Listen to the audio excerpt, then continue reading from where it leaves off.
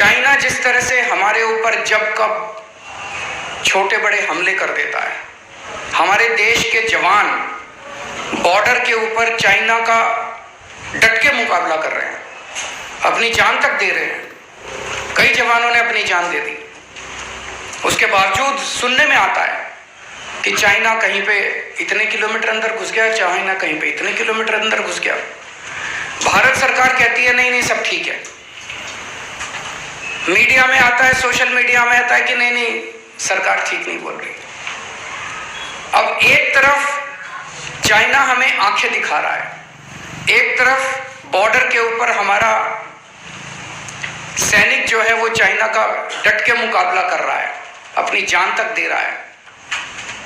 कई सैनिकों की जान चली गई। और दूसरी तरफ मैं देख रहा था कि चाइना को इसका इनाम देते जा रहे हैं। हमारी सरकार, केंद्र सरकार को पता नहीं क्या हो गया, भारतीय जनता पार्टी की सरकार को पता नहीं क्या हो गया, उनको सजा देने की बजाय वो हमें आंख दिखाते हैं, उनकी आंख में आंख डाल के उनको जवाब देने की बजाय उनके साथ हम और सामान खरीद रहे हैं, उनसे चाइना से और सामान खरीद रहे हैं। 2020-21 में यानी कि पिछले से पिछले साल में हमने $65 बिलियन का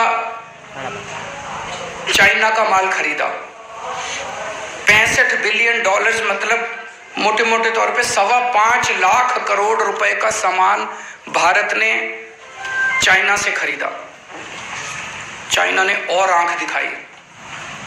तो भारतीय जनता पार्टी की सरकार ने अगले साल $95 बिलियन का 7.5 लाख करोड़ का और सामान खरीदा, उनसे और सामान खरीदा। अरे आपको तो उनको सजा देनी चाहिए थी, उनको कहना चाहिए था कि या तो तमीज से रहो नहीं तो हम सामान खरीदना बंद कर देंगे तुमसे। करना चाहिए था कि नहीं करना चाहिए था? हमें तो उनको सजा देनी चाहिए थी। उनसे और माल खरीदने की क्या मजबूरी है केंद्र सरकार की? क्या मजबूरी है भारतीय जनता पार्टी की? एक तरफ हमारे बॉर्डर पे सैनिक जान दे रहे हैं और दूसरी तरफ ये चाइना को इनाम पे इनाम देते जा रहे हैं, चाइना से और माल खरीद रहे हैं, और माल खरीद रहे हैं। क्यों? हमारे सैनिकों की जान की कोई कीमत नहीं है क्या? और माल क्या खरीदते हैं?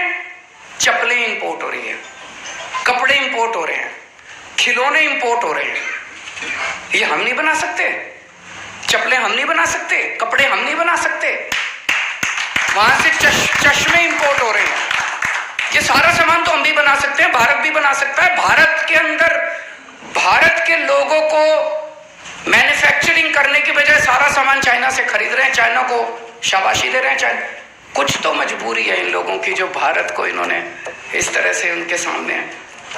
हमारे सैनिकों की जान की भी इनकी कोई परवाह नहीं है। कहते हैं चाइना से माल सस्ता आता है। अरे नहीं चाहिए हमको सस्ता माल, हम भारत का माल खरीद लेंगे चाहे कितने में भी बने। हमारे भारत के लोग जो हैं वो कट्टर देशभक्त हैं, अपने सैनिकों की जान की कीमत है हमारे लिए। हमें नहीं चाहिए चाइना का सस्ता माल। डबल कीमत पे भी अगर हमारे देश के अंदर माल बनेगा, हम डबल कीमत पे खरीद लेंगे अपने देश से माल। लेकिन चाइना से माल खरीदना बंद करो।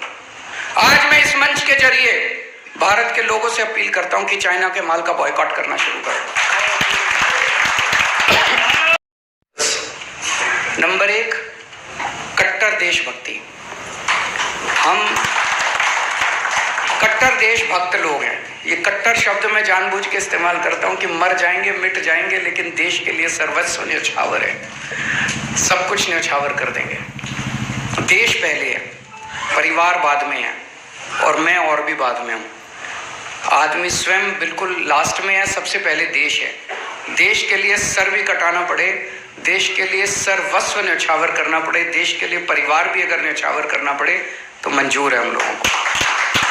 तो कट्टर देशभक्ति। दूसरा, कट्टर ईमानदारी। बेईमानी नहीं करनी, बेईमानी करने नहीं आए। हमारी उत्पत्ति भ्रष्टाचार के खिलाफ आंदोलन से हुई थी। रामलीला मैदान से हमारी उत्पत्ति हुई थी। भ्रष्टाचार के खिलाफ देश का सबसे बड़ा आंदोलन हुआ था, जिसमें से आम आदमी पार्टी निकली थी। तो कट्टर ईमानदारी, हम ईमानदारी से काम करने के लिए, ईमानदारी से सेवा करने के लिए आए हैं देश की। घर भरने के लिए नहीं आए। वो तो ये लोग कर ही रहे थे, 70 साल से ये लोग कर ही रहे थे। अगर बेईमानी करनी होती तो आम आदमी पार्टी बनाने की क्या जरूरत थी? बीजेपी में चले जाते, कांग्रेस में चले जाते, वहीं कोई एमएलए बन लेते, पैसा कमा लेते। ये करने थोड़ी आए थे। तो कट्टर ईमानदारी हमारी अकेली पार्टी है जो अपने मंत्री में के बारे में जरा सा पता चलने पे अपने मंत्री तक को जेल भेज देती है। और कोई पार्टी नहीं है भारत के इतिहास में जो अपने खुद के मंत्री को जेल भेज दे। हमारी अकेली पार्टी है जो अपने मंत्री को जेल भेज देती है अगर पता चल जाए कुछ गड़बड़ कर। तो कट्टर ईमानदारी ये हमारा दूसरा स्तंभ है।